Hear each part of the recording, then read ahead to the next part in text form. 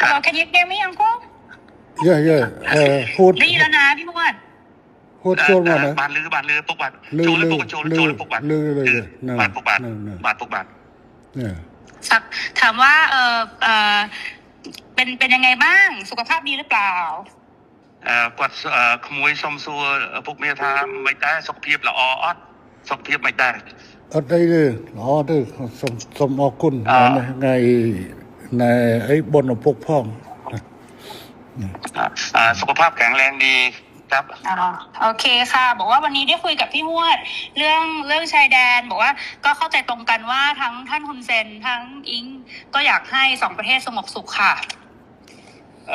មិញគាត់បានទៅជែកជាមួយខ្ញុំបាទ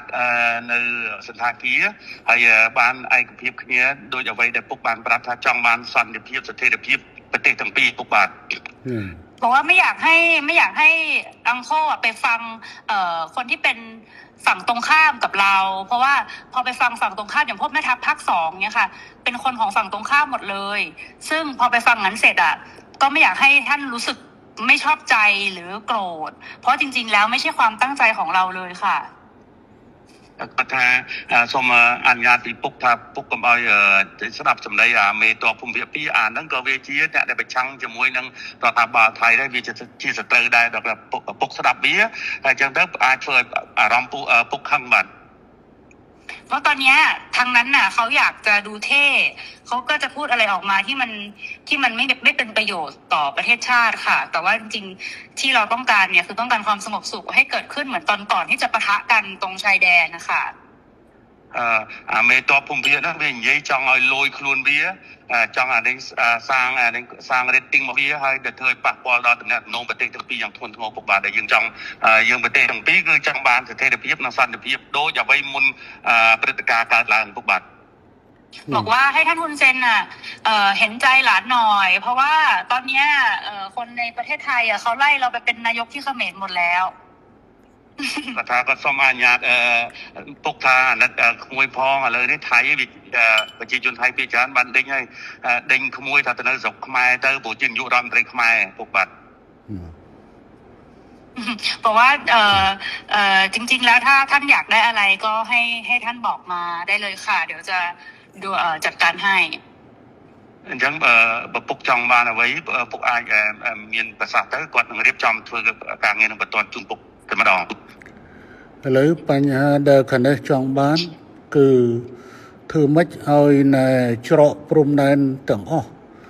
ត្រូវបើកឡើងវិញជាប្រក្រតីអាហ្នឹងគឺថាការចង់បានខាងនេះគឺតែប៉ុណ្ណឹងនឹងជំហានទី1ขั้นตอนที่1อยากให้ชายแดนเปิดปกติเหมือนก่อนเกิดเหตุครับโอเคค่ะตรงกันព្រោះបញ្ហាហ្នឹងដូចគ្នាយល់ដូចគ្នាបញ្ហានេះគឺខាងកម្ពុជាជាអ្នកដើរក្រោយទេតើតែខាងថៃបិទដែងដកយកបំរាមដែងបិទព្រំដែនបិទច្រកព្រំដែននេះចេញជាមុនបានកម្ពុជាចាប់ផ្ដើមអនុវត្តតាមក្រោយ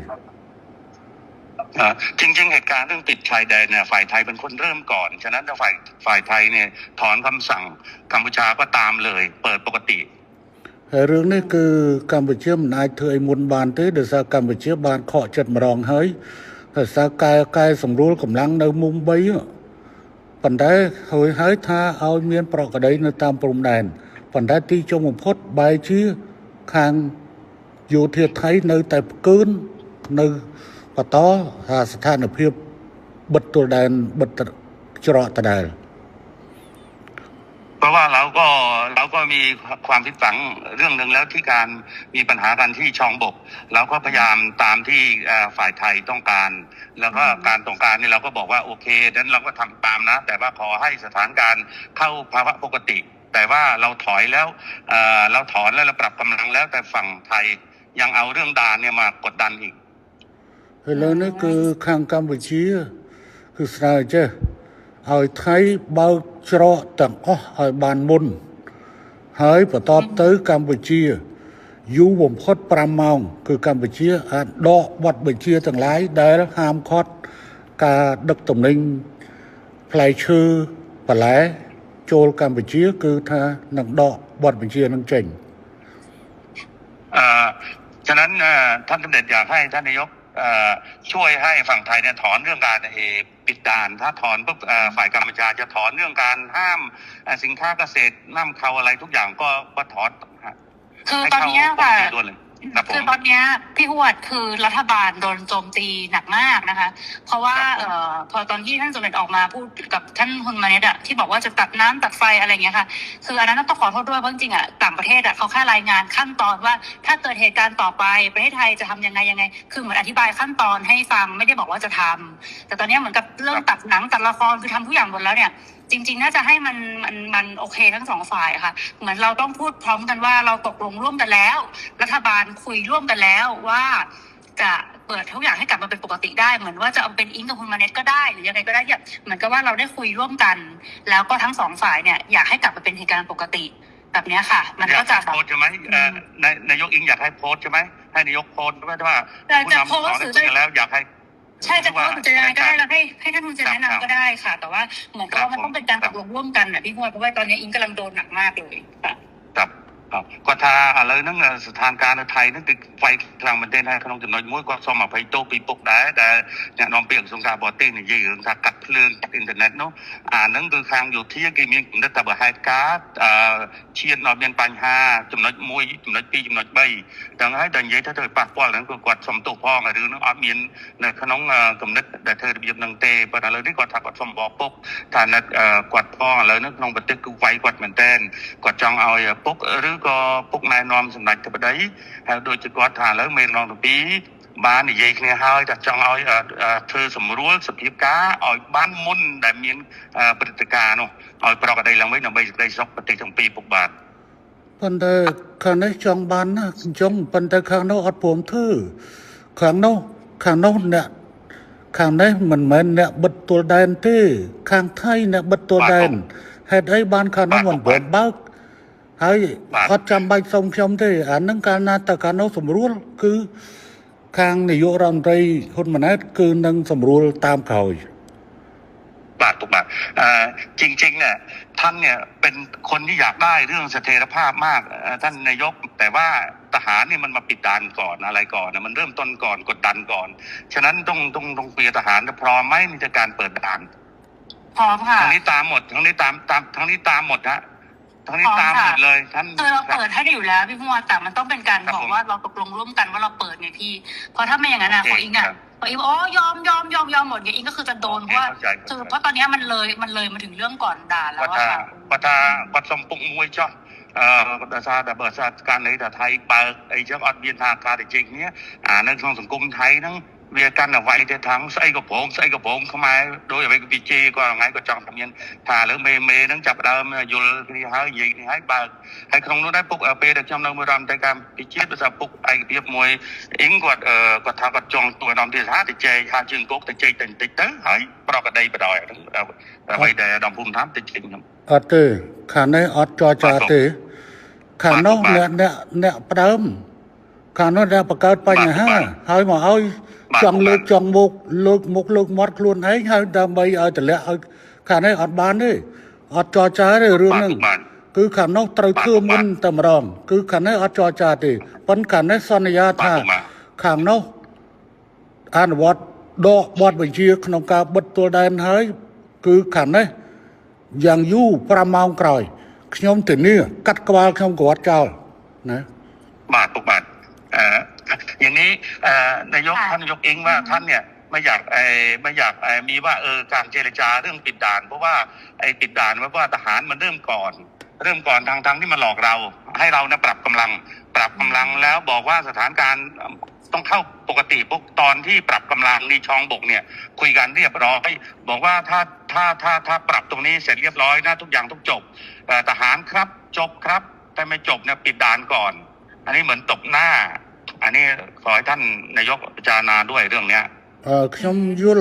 ขยมมันนัดปัญหาขยมมันอาจยกพอประโยชน์เชียร์บอกขยมแต่โดยจมวยนังการอบานเคลียบานที่โปรนี่คือเชื่อมกงอดบอกปฏิกรรมไปเชื่อเรื่องไซเดอร์เถอเอาปฏิกรรมไปเชื่อเตจอจ้าแต่ไม่บางเฉพาะพวกคลุนไอ้เนี่ยบัดคลุนไอ้เถอคลุนไอ้ตื้อเพราะว่าถ้ านเนี่ยเป็นลูกผู้ชายท่านคำไหนคำนั้นเพราะว่าฝ่ายไทยเป็นคนเริ่มต้นก่อนและหลอกเรา แล้วก็ทางกัมพูชาเนี่ยเราก็โดนหนักเหมือนกันเราก็มีมวลชนเราก็โดนหนักเหมือนกันฉะนั้นถ้าฝ่ายไทยเนี่ยเริ่มแล้วไม่เกิน5 ชั่วโมงท่านี้ทุกอย่างก็เข้าปกติเลยเข้าปกติให้ปูสมเพียบตึกมวยใหญ่บ้านใช่ไหมขาได้เตรียมมาจุ่มเพียนเทียดใส่นั่งบ่อสันเชื่อมันไอ้ในบ้านเตใส่นั่งคือทางกัมพูชาหนังดอกหนังดะมาจุ่มเพียนเทียดคือทางบัดการนำพลายชื่อหนึ่งบ่ไหลตามปรุงด้านกัมพูชาไทยต่างออกก็พวกเราเตรียมงานบอลในใส่หลานที่รักเนี่ยอาบอกได้เลยถ้าเราไม่มีคำสัญญาเรื่องว่าเรื่องปรับกำลังแล้วทุกอย่างปกติแต่ว่าทหารไทยไม่ยอมเปิดด่านตรงนี้ทั้งนี้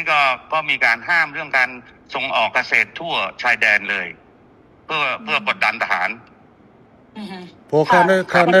ได้บานเตรียมให้พวกคันได้บานเตรียมให้พวกนายประกอบเหตุมุน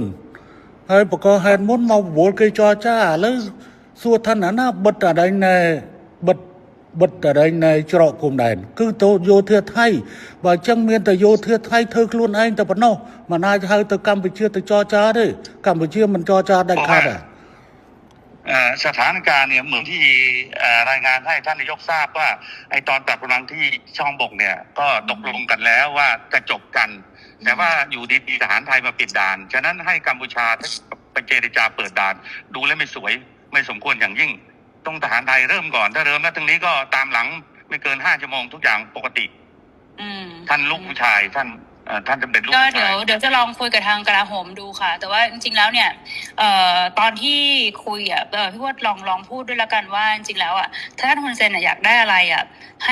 ห้บอกจะได้คุยกันได้ตกลงกันได้ค่ะเพราะว่าบางทีที่ท่านโพสต์ Facebook ออกมาคืออิงตอนนี้ก็คือรัฐบาลสั่นคลอนที่สุดแล้วค่ะตั้งแต่อิงเป็นนายกมาก็คือเรื่องกัมพูชานี่แหละซึ่งอิงไม่ออกมาตอบโต้อะไรทั้งสิ้นเพราะอิงก็รักแล้วก็เคารพท่าน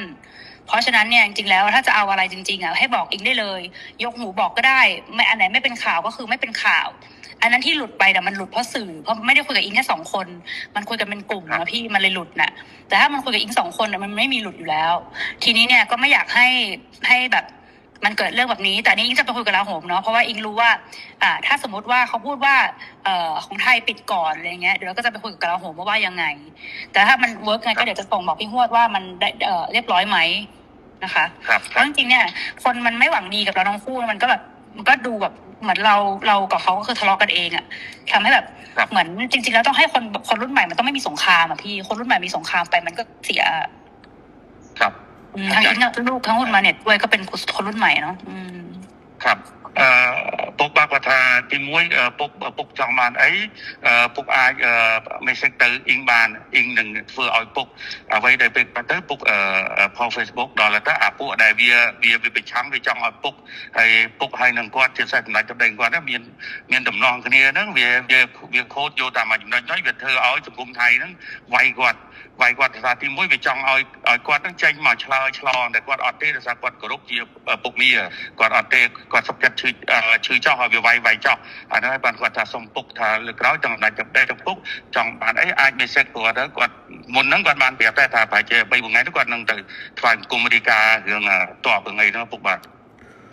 ចារឿងហ្នឹងគឺកម្ពុជាវាតាក់ទងជាមួយនឹងការបញ្ជូលពលរដ្ឋរបស់ខ្លួនដូច្នេះគឺកម្ពុជាត្រូវតែហើយនឹងបញ្យល់